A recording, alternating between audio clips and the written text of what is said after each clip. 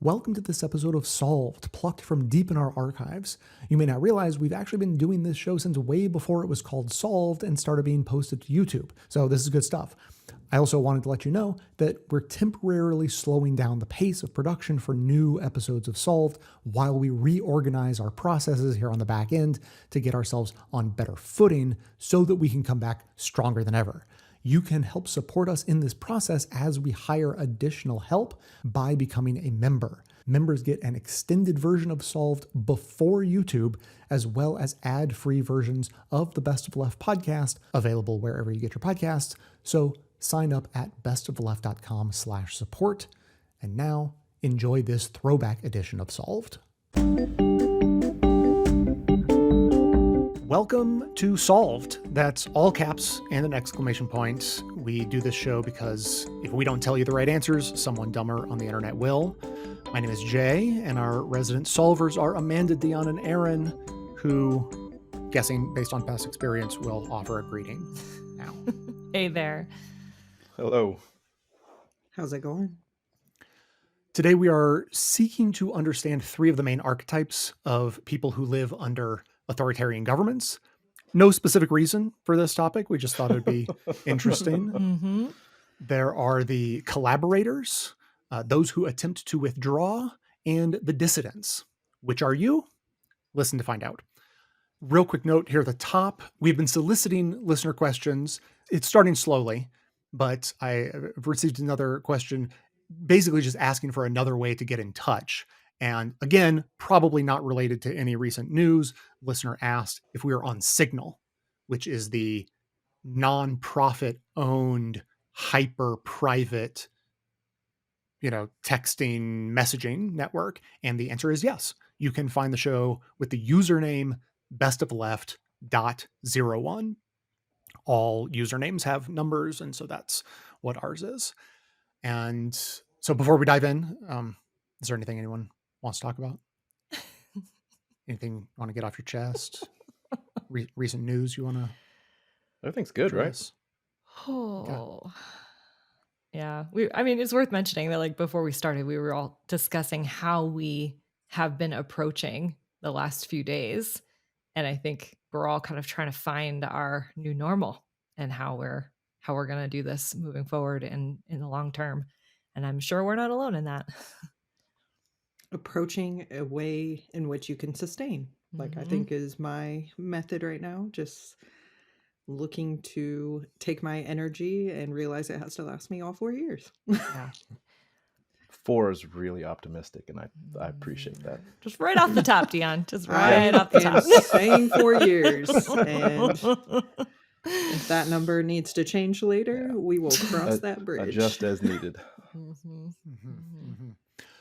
All right. And, well, the thing I have to add before we dive into our main topic is to establish our credibility further than it already has been. I wanted to highlight an instance of us being right, because it's a classic move, right? You always highlight when you were right, you forget about the instances when you were wrong, and you build people's sense that you're infallible. And so recently we talked about how asking more of people, not less, is a better way of getting people to commit to being involved in whatever action you're taking. And this was inspired for us by a church that was looking to reverse their declining attendance by asking more of their members, not less. And we thought that argument resonates. It makes sense. And so we agreed with that. And then it turns out someone else agrees with us. And as you know, if you can find someone who agrees with you, that means that you are correct in your beliefs. So after talking about all that on the show, I read the book just recently, People, Power, Change by Marshall Ganz, a somewhat legendary organizer who worked with Cesar Chavez at the United Farm Workers, devised the grassroots organizing model for Barack Obama's campaign in 2008, and a whole bunch of things in between. And so here is what he has to say about getting people involved in your campaign. By failing to ask for commitment, we fail to create the tension required to elicit a clear choice. In civic mode, we are not asking people to do us a favor. We're offering those who share our concern an opportunity to do something about it. their commitment matters. The key is not making it an easy ask, but rather in making a valuable ask. Some of us believe that the easier the ask, the lower the cost, the more likely the commitment. Is that really the basis on which you decide to what to commit? Here's my $1 a year, which will solve child poverty. Really?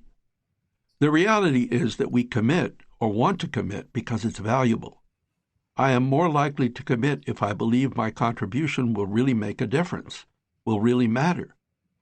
When we try to get a commitment by making it easier to say yes, we work against ourselves and our constituents by trivializing the whole effort. Moreover, most of us really do take the commitments we make seriously, which is one reason we avoid making them. Sometimes we hesitate to ask a committed person for a subsequent or greater commitment. We might think, for example, that if a person commits to giving money, they are less likely to volunteer their time. But it turns out that commitments generate more commitments. So my takeaway from that for our audience, I mean, assuming that there might be a handful of organizers who will find that advice relevant to their organizing, but most people are those being targeted by organizers. You might be invited by an organizer to take part in something. And I think this is something to keep in mind, not just to understand your own actions, but also just kind of maybe give advice if the organization you're in contact with, you see them as valuable, but they're not actually asking enough of you. Maybe mention that to them. Maybe mention, I could do more, and others could as well. Maybe suggest increasing the ask. I instantly thought of the Democratic Party that we had talked about fairly recently. It's the only thing they ever ask is, hey, donate some money. Nothing else. That's it. Just, hey, send us some money so we can fight, but don't go anywhere. Don't be anywhere. Don't say anything. Just click this button. Yep. It's easy to disengage from that. Worse than that, they also have a feedback loop where if you're interested in volunteering, it almost always loops back to making a financial donation. Mm-hmm. So I remember I did some phone banking, but it took me a minute to navigate to the true sign up / information piece because I kept getting put back to the donation page. Yep. Which tells you where the priorities are. Mm-hmm. Yeah. Yeah. They got everything under control. Just hand over your money. I was about to say they clearly showed the need for more organizing, not less. So, well, who knows? Maybe if they had outraised Trump just a little bit more, that would have made the difference. One more billionaire. Yeah.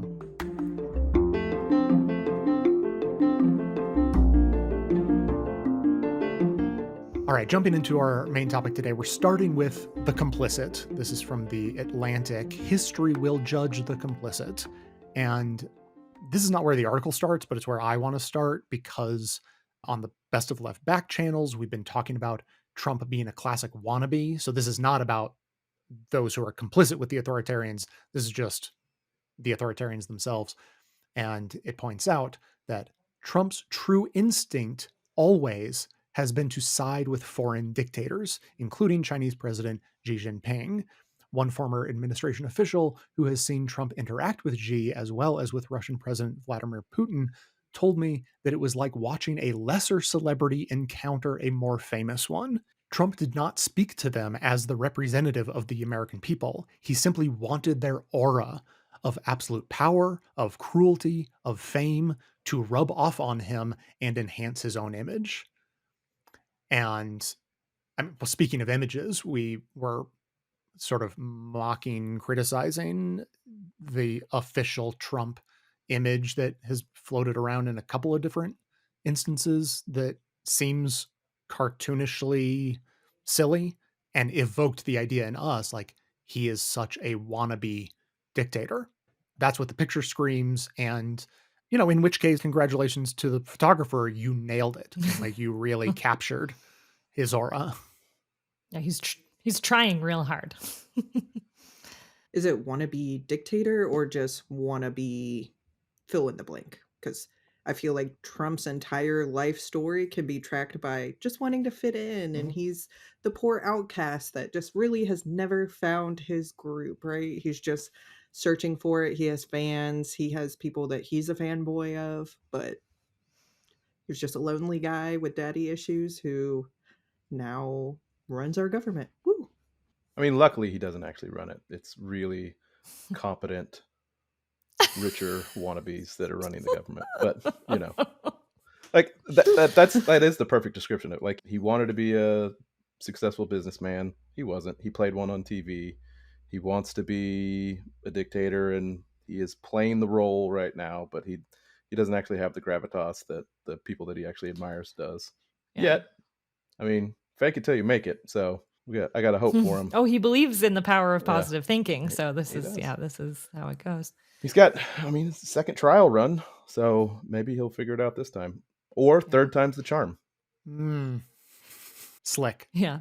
I mean, we're talking around it. The production that is this administration, I'm almost astounded, but not really. Like, it is cranked up a notch, you know, like the signing the executive orders in the arena, like a wrestling show, making the website look like a trailer for a bad action movie. I just keep having this thought, like, it is Trumpism. It is him and all of his issues and all of his sadness and all of that.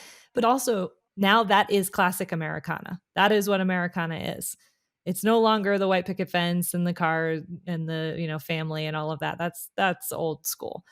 What he is doing is the Americana of now. And it is him and it is us, and it's all coming together. And that's a hard pill to swallow, but I think it's true. So Americana equals pretend strongman. Right. Absolutely. Right. That's it. That's it. I mean, that is the fascination with, like, I even think of, you know, fighter jets and stuff like that, like that fascination, like it is that perceived power that jet has. Like, I think of that as like it's kind of like that monster truck. Like, who goes to monster truck rallies? It's like people trying so hard to be some form of masculine presenting. Like, Trump to me has always fallen short, so he's overcompensated in so many ways. And this trailer, this getting on board with a bunch of billionaires, it's like that he never had enough money because he wasn't as successful as he wanted to be. Even though he was a celebrity, he wasn't a true celebrity. He was never accepted into that. Yeah, he's just a sad little wannabe strongman. And we unfortunately have a bunch of sad men who have lost their way. They're not sure where their masculinity fits in nowadays, in the capacity that they don't have to be the breadwinner anymore. And they're searching for where their power comes from, and they have clung to this fake strongman that I think gives the illusion that they also are strong or can be strong or whatever this idealism is striving for. And I think it's important to note that while we're talking about how fundamentally, like, this comes from a point of weakness and sadness and unresolved issues, they're still really dangerous. Like, Totally. those people hurt people, once Deon. they do get power, they really hurt. Like, they're all, I mean, you can go back, Hitler, Mussolini, like, they're all the same guy. They're just pretending until they're not pretending, until they are powerful, until they are hurting people. So it's coming from this place. No, that's where it's coming from. It's coming from weakness. All right. So, I mean, so far we've been touching on Trump's like actual supporters. Now we're moving on to the collaborators who, like, they weren't necessarily on board, but over the coming years, you're going to see them make the switch. And I want to start with, you know, statistically speaking, you listening are not a tormented intellectual, right? Like, you're probably not a writer at the New York Times or Washington Post or Wall Street Journal who previously said things critical about Trump and will, in the coming years, or maybe starting today, start making arguments that are like, well, maybe it's not so bad. So this article describes these tormented intellectuals and a really fascinating reason for why they will make that switch that I had not come across before. It says, for tormented intellectuals, collaboration offered a kind of relief, almost a sense of peace. It meant that they were no longer constantly at war with the state, no longer in turmoil. Once the intellectual has accepted that there is no other way, this writer being quoted says, "He eats with relish, his movements take on vigor, his color returns. He sits down and writes a positive article, marveling at the ease with which he writes it." And so the Atlantic article writer, quoting this writer, Milosh, says that Milosh is one of the few writers to acknowledge the pleasure of conformity, the lightness of heart that it grants, the way that it solves so many personal and professional dilemmas. And yeah, sure does. I get it. So if you come on a little bit of a journey with me, I was reading the obituary of Cecile Richards, which was tragic. She passed away recently. She apparently had a brain tumor. I didn't even know that. She ran Planned Parenthood, but she was also a union organizer for many years with her husband. She is the daughter of Ann Richards, the only Democratic governor of Texas. And at the end of the obituary, it talked about, it was like pulling a piece from her memoir, I believe, and said, "My mom used to say, paraphrasing Edna St. Vincent Millay, life isn't one thing after the other. It's the same damn thing over and over again." She told Jonathan Van Meter of Vogue magazine in 2017. Oh, sorry, it's from an interview. "I think you have to realize just when you get sick of saying something is when other folks are beginning to hear it." And I saved that, just not even for today's conversation. I just saved it for myself as a reminder, because especially being on the progressive left, we often don't realize just how little the ideas are sinking in with the general population. And we think, we've been hitting this note over and over and over again. And, everyone should know by now, but no, they don't. And it is probably part of the reason, one of the many reasons we are entering the second administration of Trump, is because we probably assume that everybody knows the same things we know, have heard these arguments before, and have either accepted them or rejected them. And so I just kept that as a reminder. But what it started me thinking on when we read these articles, we have never, and I would probably argue will never, be in a time where the rich don't want more money or where the powerful don't want more power. I don't see that going away, especially at the expense of others. That's like a big part of it, right? And there are going to be times where we'll make their fight harder, and that's great, but the fight is constant. It will never stop.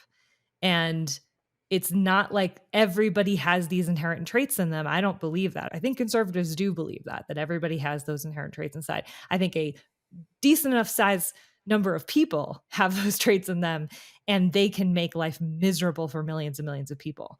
So more of us have to fight that, thwart those people trying to assert more power and more money at the expense of others. And that is our job. But, we lost this time. I think that that's fair to say. This has come up before. The post-World War II order is on the back foot, maybe worse than that. And so it didn't just not work out. The right has been chipping away at it for decades. Racism and xenophobia was baked in. Neoliberalism greased the wheels for it. There's all these issues and reasons, and we all know why this is happening, I think, at this point. But the question now is, for me, how badly do we want to live in a better world? Because they want their world real bad. And they are willing to do almost anything, I'd say anything, to get it. And so there's this battle of wills here, do you want this as badly as the billionaires want their world, or as badly as Trump's circle of Nazis want their world? Because in order to win we could say 10, we could say 20, we could say 50 years. We don't know how long it's going to be. We have to want it much more than they do. And if we don't, then yes, the attraction to just let go of the fight and sink into conformity, or at least indifference, becomes really easy. And I think most of us understand that conformity and protection in an authoritarian state is not a long-term situation. There is nothing guaranteed in that. And being indifferent kills your soul. So to me, if you're presented with those options, conformity is not an option. It is only a temporary feel-good moment. And I think that's something I'm going to hold with me anyway as we keep going into this fight. It's basically not an option if you think about it logically. I've held this belief for a long time and I've like reiterated it, which is I do not view myself as exceptional by any means. I do the work to stay informed, and that's why I know what I know. And I have people in my circle that are always like, "You're so knowledgeable. You're so smart when it comes to this." And they want to give it as an inherent thing instead of something that I've worked at. And I always dismissed it. I was like, nope, you could be this smart too. Like, you just have to pay attention. You just have to. Because it's like, I don't believe there is something so special about me. Like, there are so many people on the planet. Like, I am nobody. I'm a speck of dust. And like, that is okay with me. But like, Amanda, you're absolutely right with what you said. I'm tired. Like, damn. I have been looked at and argued with like since middle school, high school. Like, I have always been on the other side, fiercely debating because it mattered to me. And I stayed committed to that. But people always, you're argumentative, you're this, you're that. You're like, you are always an opposing force. Like, why do you care? Like, okay, you can have your belief. Why do you need to argue with people? Why do you want to debate them? Why do you want to engage in those conversations? And like, yeah, I see what they were saying. They were saying, just shut up. Like, it doesn't matter if you agree or not. It would be easier just to stay quiet and sit in your beliefs than to talk it out with other people who oppose Yeah, you. stop rocking the boat. It's not Yeah. fun for anyone. Yeah. But I liked these articles and enjoyed them because it would be easy to conform. But that value system, those morals, what you hold true about yourself and how you move about those worlds, like, so going through these discussions, reading these articles, kind of examining the different groups, it gave me a better understanding of how you move people as well. Because again, you're fighting against comfortability, and like, people don't like change. Like, we're absolutely not built to handle change well. That's a survival mechanism. That's something to trigger us into action. But there is a way to move people from complacency. We just have to strategize and we have to work at it. And for some people, that appeal outweighs any sense of fundamental values. So, yeah, like maybe they haven't thought about what their values are. And I think that's part of the last few decades in America is like this limiting of imagination and possibilities and what it does mean. Like, what are the potential futures we could have? And this is just the next limiting. It reminded me of a quote from Antonio Gramsci, like, the old world is dying and the new world struggles to be born. Now is the time of monsters. Mm-hmm. Like, the old ways are going away. Like, whatever this American empire is, whatever it was, it's going away. It's changing into something new and worse for now, but it doesn't have to be forever. It could be better. And if everybody just goes along, it'll be worse for a long time. But if people decide that they don't like this, it'll be better eventually. And the timeline, who knows? But it can and will be better. So this article does go into, I mean, it's a very long piece and worth a read if you really want to get into people's heads. But the highlights really are, I just pulled these few things to give you like a big overview, and it explains why so many people collaborate on whatever degree they do, to whatever degree. And one expert was asked and basically said that asking about why people collaborate isn't even an interesting question because so many people do. It's like 99% of East Germans collaborated when they were under Soviet rule. And it's just like, well, what do you mean? Like, what do you mean why? Because everyone did. And it's much more interesting to understand the people who went against the regime, right? So that's sort of the framework of understanding what collaboration means, what it looks like when the government really cracks down.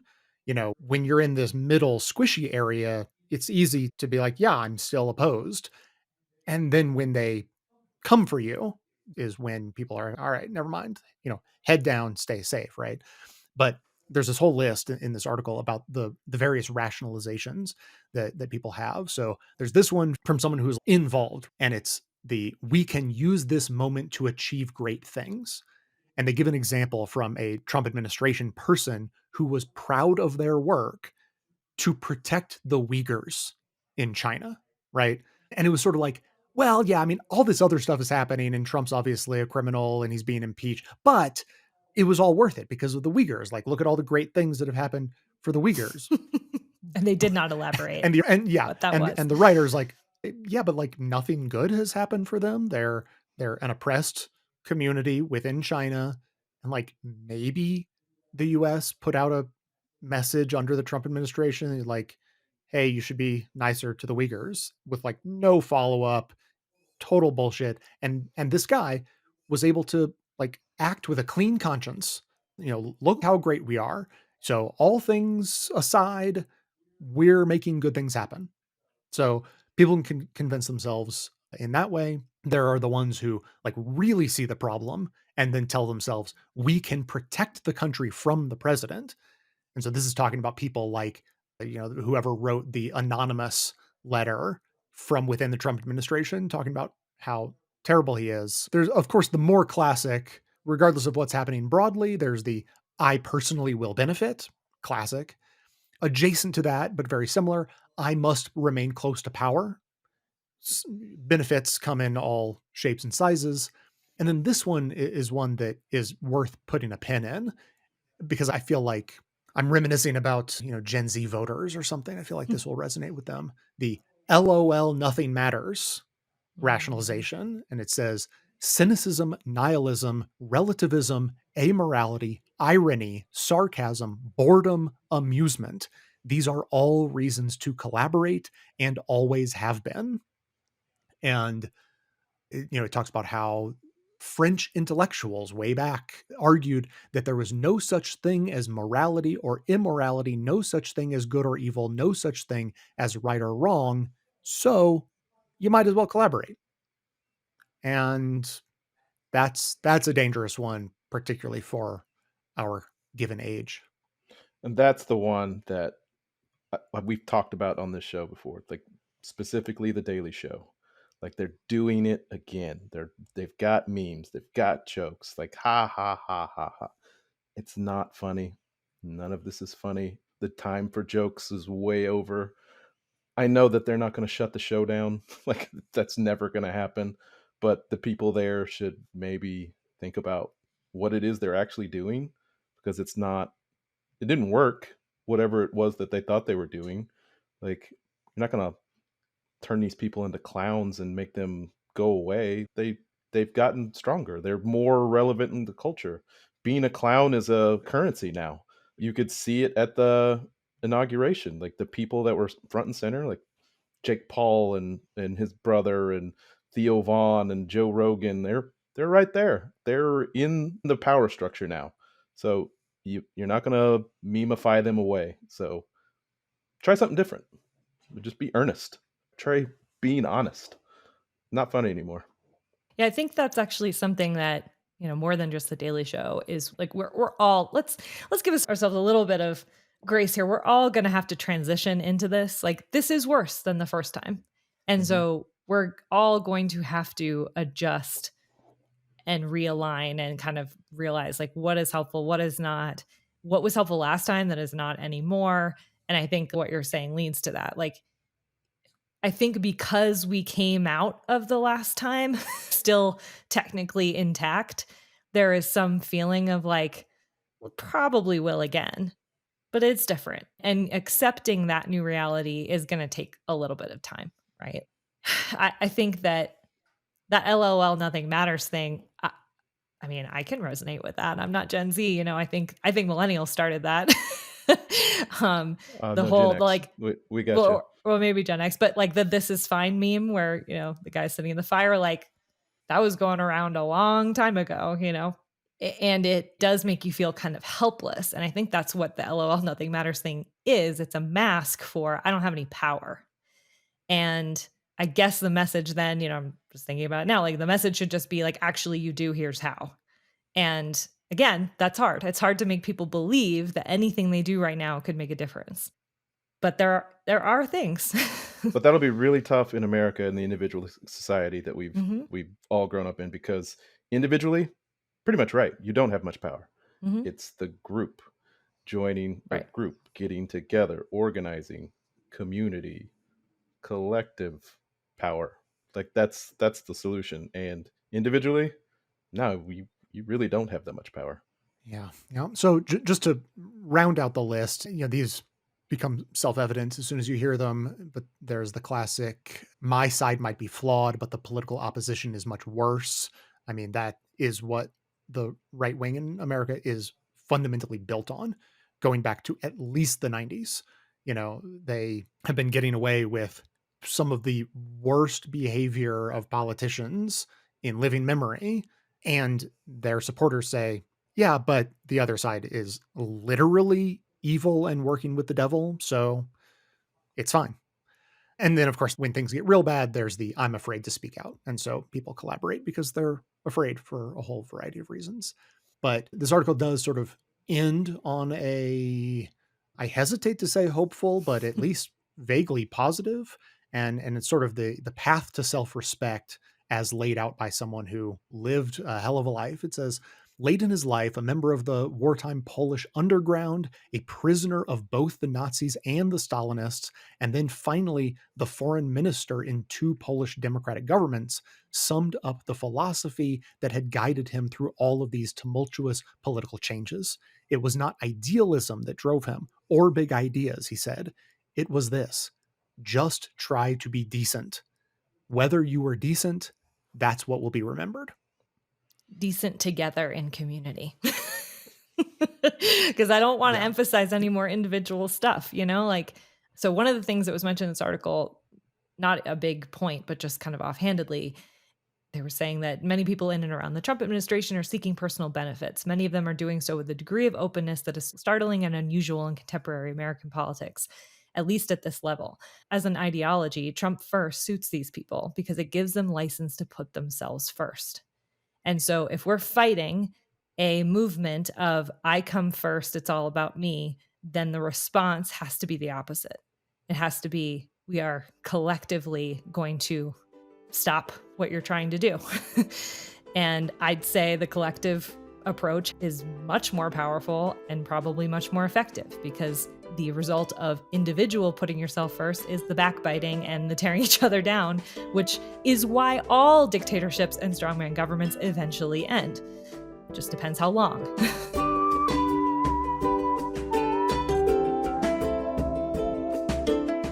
Next up, the desire to turn inward is a delusion. You may resonate with the desire, but there are plenty of reasons to not fall prey to it.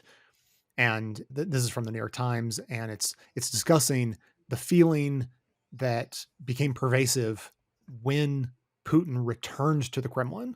And so it says, a term that had been popular in the Soviet era seeped back into the culture: internal immigration, or as it's better known in the West, internal exile.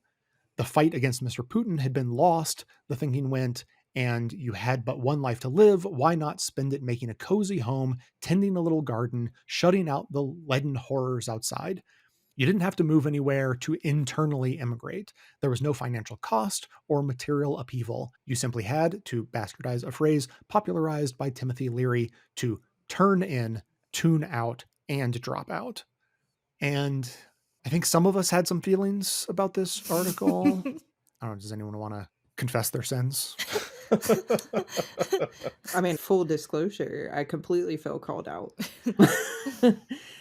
I think it's easy to feel like you have no control, to then turn to things that you feel like you have control over. And unfortunately, a lot of those things are individual based. So I did the typical thing where I feel like things are out of my control. And so I started looking inward and was like, well, what can I do to better myself? What can I do that focuses on me and what I can control? And turns out what's good for the individual is not necessarily best for the collective.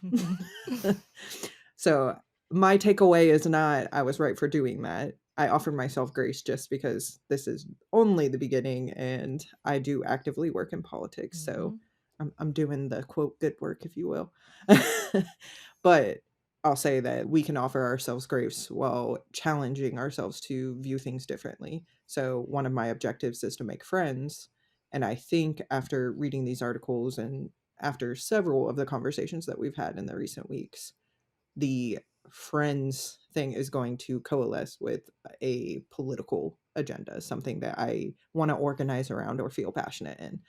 So, bettering myself and also the collective is my solution to not go into a hole and just live in my inner world and focus on only me. I just watched a video about an architect building a real bat cave in the solitude of like what really makes the bat cave like special. I'm like, yeah, I want one in my backyard. That's probably not healthy to go in a dark room in a cave. So I watched the video, not doing it. I don't have plans. Not gonna make a bat cave. However, No? the feeling is good. I get it. I resonate with it. But it's the same thing that Erin was saying.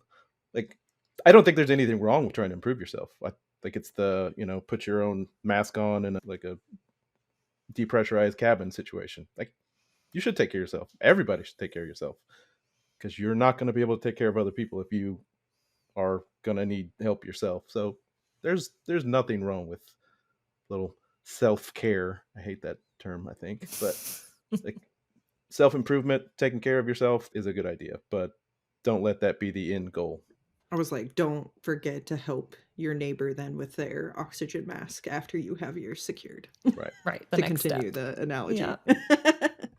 Yeah, so Erin beat me to it. I was going to make the same argument that we on this call, and I'm hoping that we are setting an example for those listening, is that we are structurally engaged, which means taking time for ourselves is not the only thing we're doing. By the very nature of, yes, like we are doing what we do. We work in politics. We try to translate the world for people and spread information. Like that is the role that we have found for ourselves at this moment in time.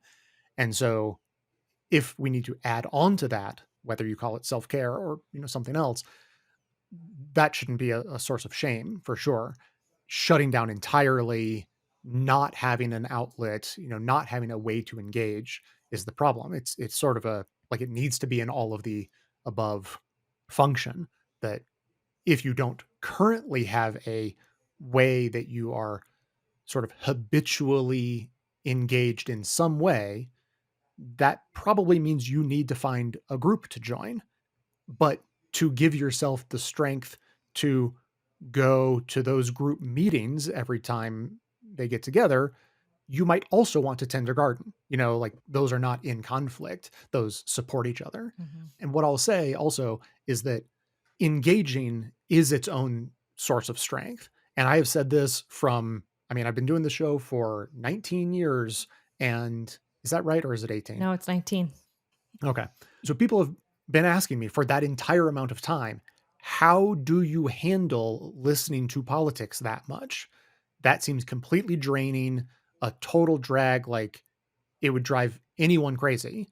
And what I would explain is that the show is a source of like pain and discomfort, but it is also the solution. It is also the antidote to that same pain and discomfort, because publishing the show felt like an action. So if I was only a receptacle, that would be horrible. I would think like, no, you got to back off because that's poison. But if it's, if I'm taking in the poison, but sort of, I don't know, doing some alchemy to turn all that work, all that information that we take in and turn it into something valuable for other people, then that becomes a source of strength as well. So like doing the work that feels painful is also itself soothing. Yeah. And I think that the first article we talked about was obviously about being complicit or collaborating with the regime. But this is about being complacent. This is about having your head in the sand. And I think that a lot of people do feel better when their head's in the sand. I mean, that's not true. That is very true. And we often joke about, oh, wouldn't it be nice to like not pay attention to any of this? Like, it's probably great. The ignorance is bliss, as they say. And the reality is that you have to do both. And yes, for lack of a better word, self-care, right? So I said to this group, I think on our last call, that I was sort of operating in this, I'm still deciding whether it's healthy or not, but in this compartmentalization way where I kind of told myself, sometimes you can completely shut it off and not think about it, and that's okay. And sometimes you will be way in it and deep in it and feel everything. And that is also okay. But it can't be all at once. It's just like, for me right now, it's very hard to do it all at once. How that works in the long term, I've yet to figure out. But what it is telling me is that my body can't handle all of it all the time. And I don't think anyone can. And I don't think there is any sort of expectation that you should. I think during the first term, there was this feeling of like, well, you have to pay attention all the time, every second, every detail, because this is so, so important. And you could make the same argument this time around, but we have to do this in a more healthy way. The point of an authoritarian regime and the point of the Trump administration is that they want to overwhelm us. They want to just crush our spirits and make us feel like everything is hopeless. And the way to avoid their success at that is to occasionally check out, because not every single itty bitty detail is important. The overarching things they are doing are important. Fighting back is critically important, but you cannot keep up with every single little detail. It's not possible. So accepting that reality and then finding a way forward where you are engaged but not obsessed is, I don't know what that mix is. It's probably going to be different for everyone, but that's how I'm operating right now. No, I completely agree with you. I think people often feel overwhelmed because they don't know what to do. And there is so much going on at once that it's hard to pay attention to everything, but it's also hard not to pay attention to everything. You're kind of like combating both. So I'm going to go back. The first conversation I ever had with Jay, all those years ago, he asked me what were my top 3 like issue areas. And I struggled so hard with that question because I'm like, what do you mean? I care about it all. Like, Yeah. And I think I gave my 3 and he ended up, oh, my 3 are blah, blah, blah, blah, blah. And I was like, oh shit, like, why didn't I say one of those? I also care about those things. But I think the question isn't what do you care about? It's where is your time best spent? Mm-hmm. Not all of us are equipped to do reproductive right battles. Even though we care about it and we want it offered, that's not a particular interest or, there's not some kind of connective tissue with us to the cause. Whereas, you could find immigration and maybe you have like family members or something that it directly impacts, and that's your issue, or that's where your skills best fit into the movement. So I think to me, the real challenge of the left is like, yeah, how do we get people to focus on individualized things while we collectively move forward? Because just because you're doing, I don't know, I don't want to say siloed because we all want to be in communication. Like just because you're working over there doesn't mean, but like you can work on one issue while recognizing that it's to move a bunch forward. And I think like that's what we need to do.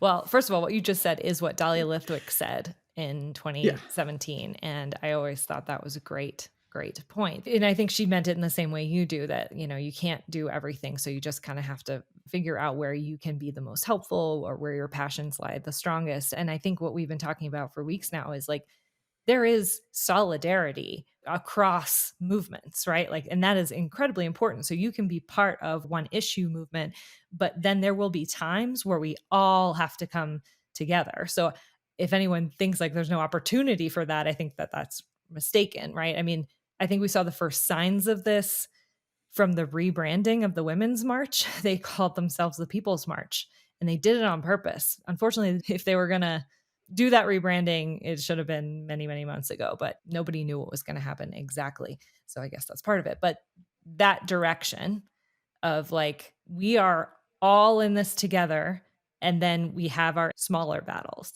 And then there will be times where we all have to come together and push back. And so I think maybe to wrap up this particular angle, the head in the sand counterpoint is they point out, which I've heard many times before, you may not be interested in politics, but politics is interested in you. Mm-hmm. So head in the sand only works for so long. Eventually, the world around you is going to come for you. And if you haven't been involved, then you will have made no impact on that world when it comes crashing in. The example for Russia, of course, is that many people internally immigrated, started paying attention to, making their apartments lovely. And then when Russia invaded Ukraine, felt a huge amount of guilt for having completely checked out, tuned out, and thought like, well, what if?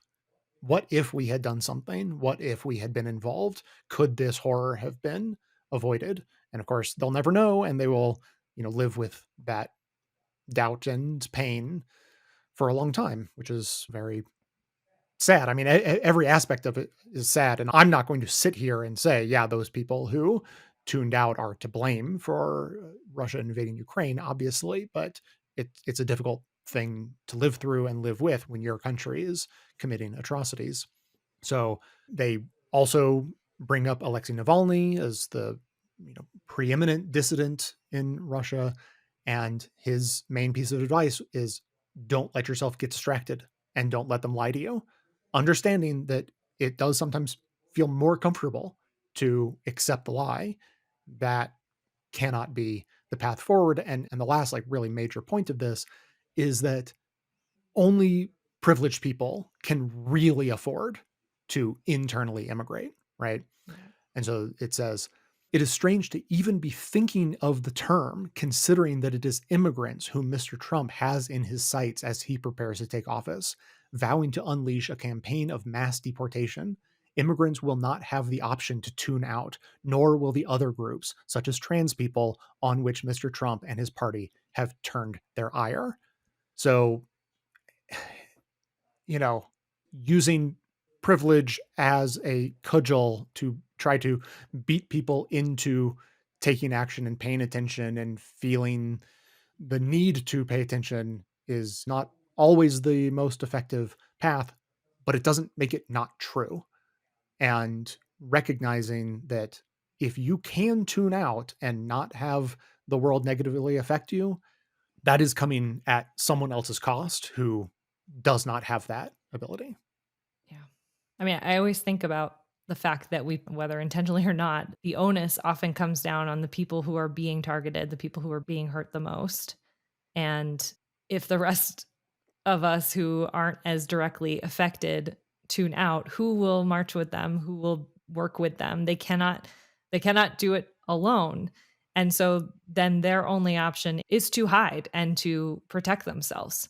So there is no progress, there is no fighting for anyone's rights if a section of us, even a smallish section of us, decide not to participate. It's gonna take everyone. We need to show solidarity every chance we can. Obviously, the migrant population is a little bit bigger, but yeah, when we're talking about, the trans community and that in particular being under fire, less than 1% of the population, like what would a march Right. of exclusively like trans people look like? Right. But I think this also goes back to what we were talking about before of this is why even if you feel like you're not doing enough, if you're working on a single issue, like you're still doing exactly what the movement needs you to do, because when there is something larger that all of these groups are impacted by, you'll be called up to participate in that protest, in that boycott, in that action, whatever that might be. So, I mean, by and large, I think part of focusing on what you can do is also how you'll get mobilized for the larger movement. So, if you're like, again, questioning, am I contributing enough? Like you are. You're doing what you need to do. Finally, to wrap up, The Atlantic wrote the piece, How to Keep Your Moral Compass. And this is all about dissidents, the mindset of dissidents, and recognizing like, look, not everyone is going to fall into this category naturally, but we can, learn something from them. And so it says that Contemporary dissidents share a mindset, what Václav Havel once called an existential attitude. They did not wake up one day and decide to take on the regimes of their countries. They just allowed themselves to be guided by their own individuality. And it goes on to say that dissidents are born out of this choice: either assert their authentic selves or accept the authoritarian's mafioso bargain, safety and protection in exchange for keeping one's head down. Those rare few who just can't make that bargain, they transform into dissidents. Yeah, this is a tough category to say you're a member of. And this article just made me cry, and it made me cry again when you're quoting it. Like, you've met these people in your daily life, like the people who cannot mute themselves, they cannot dampen their glow and enthusiasm and their self-expression. And they're always the ones who had a harder time in life because they were standing out too much or saying too much or saying something different against the grain. And yet, like, when it comes to political moments like this, they're the most inspirational, beautiful people. And so it kind of made me think about, I can't remember the exact quote, but it's kind of like, you tell someone they're strong, but they're like, I have no choice. They have no choice. They are just doing what they have to do. There is no other option for them. And I just think that is a beautiful segment of humanity. And I'm grateful they exist. But boy, is it a high bar. So when I was reading this, the first person that I thought of was Alok, and how they're unapologetic and how they go through the world, even though their physical appearance automatically puts them at target, that they've been physically assaulted. They've had all of the like negative verbal things, insults just flung at them. And despite all of that, they are the most beautiful person I have ever heard speak. I mean, they are a poet, they're a comedian, and just every time I listen to them, I just think about like how beautiful they are. Outwardly, inwardly, all of it. Like, they're just a beautiful person. And it's that unapologeticness that comes with them living their authentic self, that when someone insults them, they view it as, you're a broken, hurt person, not in, there's something wrong with me. And that came from a lifetime of experiencing the negative backlash of our patriarchal system that says if you don't gender conform, like, you're less than. But despite all of that, their resiliency just like continues to shine. And it's exactly what Amanda was talking about, that like there is no one I find more comfort from than listening to them speak. Like, they are the most comforting person. They paint the most beautiful pictures of what life could be like. But it's sad. Yeah. It's also like that heartbreaking of like, you've had to be resilient. You've had to overcome all of this. And like, people still have the audacity to look at you and think that you're beneath them, that there's something wrong with you, despite how truly beautiful you are as a person. That is hard to reconcile with in our world. Like, I wish more people met that bar, because maybe we would be nicer to one another. I mean, it's like a kindness and authenticness, that if you can show up authentically as yourself, then you're less critical of other people.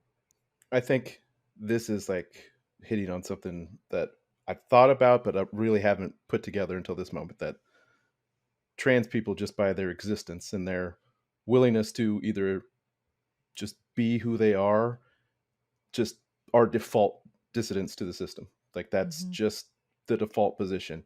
Yeah. And that's why the first books that were burned in Nazi Germany were about trans people, about gay people. That's why one of the first executive orders that Trump signed is that there's a man and there's a woman, because the existence of trans people shows that this binary system, this rigid conformity, isn't real. It's a structure that is imposed upon us. And trans people's existence shows that it's not real, that there are other options, that there are different ways to be.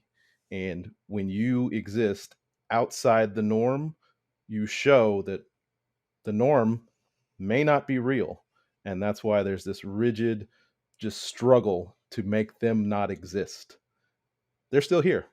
Yeah. They're still here. And we have to be by their side, because they're going to be targets. It's like that's their target number 1 or number 2. So if you do anything, and if you're not doing anything and you feel like you need to do something, is stand up for someone in your life that may be a target.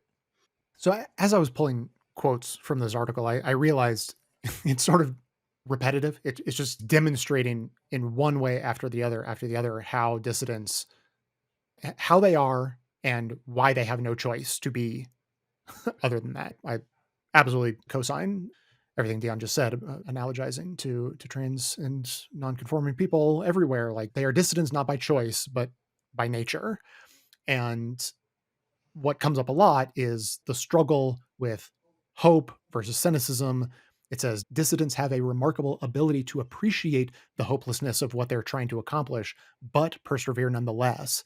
They don't treat hopelessness as a reason to be cynical or passive or do things that are purely performative and symbolic. And I want to use that as a jumping off point to the comment we got. Jonathan from New York did managed to get his comments in before we recorded, and it's on cynicism. So remember from the first article, the piece that I told you to put a pin in, the whole LOL, nothing matters, cynicism, nihilism, whatever, might as well collaborate. And so Jonathan, he starts with the idea that cynicism is obedience, and he wanted to look up the source of that quote and came up with this, the original quote. Cynicism is often seen as a rebellious attitude in Western popular culture, but in reality, our cynicism advances the desires of the powerful. Cynicism is obedience, which, by the way, do we all recall that? I think that is exactly the point Deon made, at least if not last week, the episode before that. The idea of people trying to be contrarian actually end up falling into this pattern of supporting the powerful, and like in a world of lies, demanding truth is the actual subversive way to live. Yeah, it's our episode about transgression. Yeah. So again, we found someone else who agrees with us, which means we're right. Absolutely.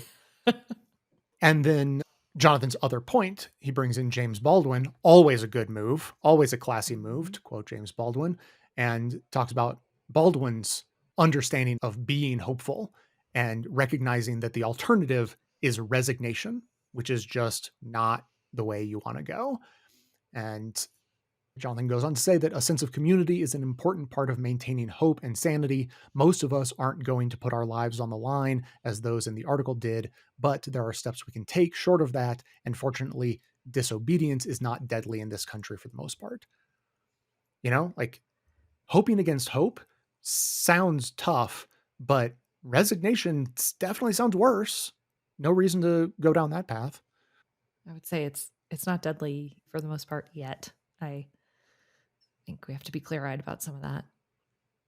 There was another part of this article that was quoting Timothy Snyder saying, if we accept that everything is shit, if nothing is any better than anything else, we have no basis for sovereign choices and gain no practice in the building of a self.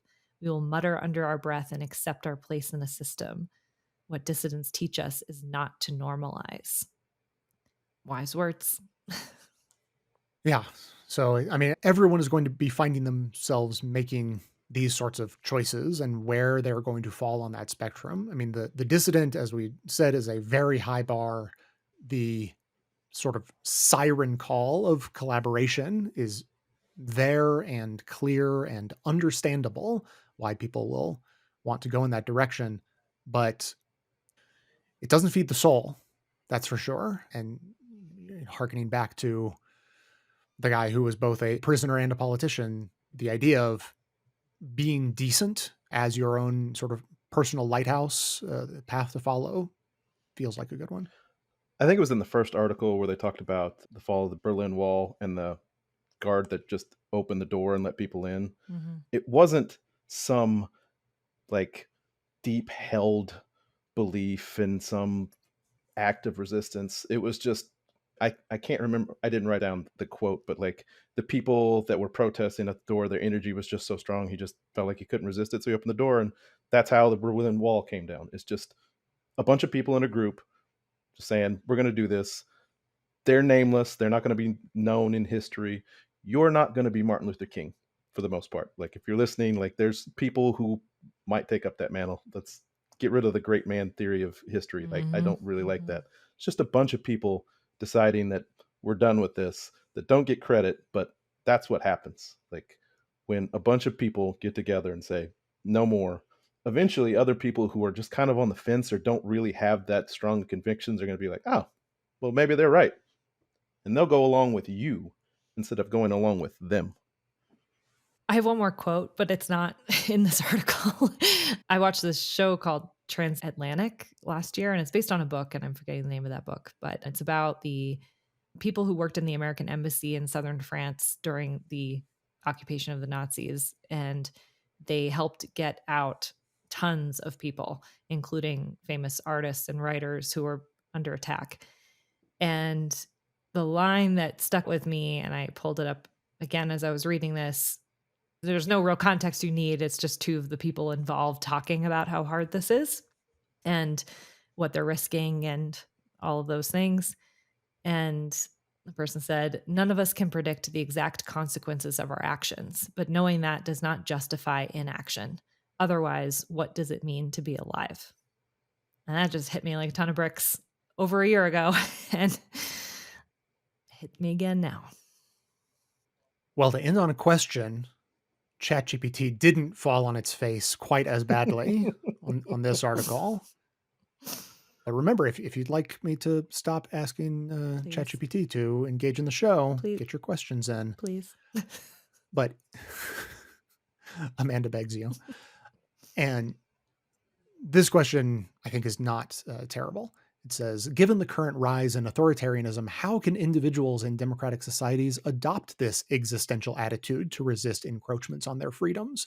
What practical steps can we take to ensure that we're not complicit in the erosion of democratic norms and that we support those who are actively dissenting against authoritarian practices? To which I say, that's a good question. Tune in next week to find out. We came across an article.